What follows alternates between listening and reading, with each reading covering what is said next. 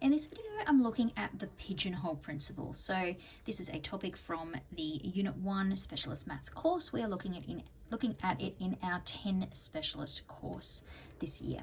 So the pigeonhole principle is all about the minimum number of selections needed to ensure a certain outcome. So we've got this scenario here where we have 12 red, 8 blue and 7 green socks. How many socks need to be selected at random to ensure you have a matching pair? So it talks about the pigeonhole principle, meaning if you draw some little pigeonholes with these colors, so you've got red, blue, green, and that's then telling you that if you want to get at least a matching pair, you have to choose a fourth sock to make sure that you will get a matching pair. And yes, you could pick 2 socks out and they could be the same color. Or you could pick 3 socks and you've got 2 to one color and 1 a different color. But we're talking about how many do you need to ensure that you have a matching pair. So if you choose 4, you know you're going to have a matching pair, because even if you pick the first 3 as 3 different colors, the 4th one has to be one of those 3 colors. So the pigeonhole principle talks about that.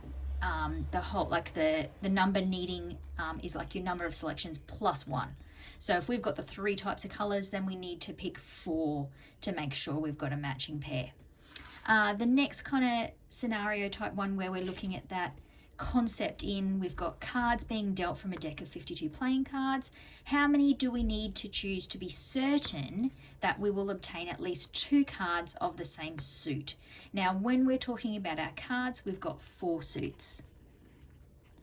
So like the one before where we had 3 colors of socks, we needed to choose 4. If we've got 4 suits, we're going to need to choose 5 cards, because if we choose the 4 cards, we could get 4 different suits, and then that 5th one is going to ensure that we have at least 1 matching pair there.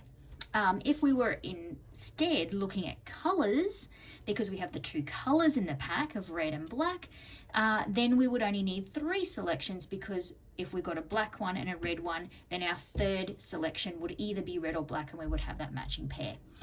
You'll also notice in card questions they'll talk about the ranks of the cards, and that's where they're talking about the types of card that it is, as in if it's an ace, 2, 3, 4, 5, etc.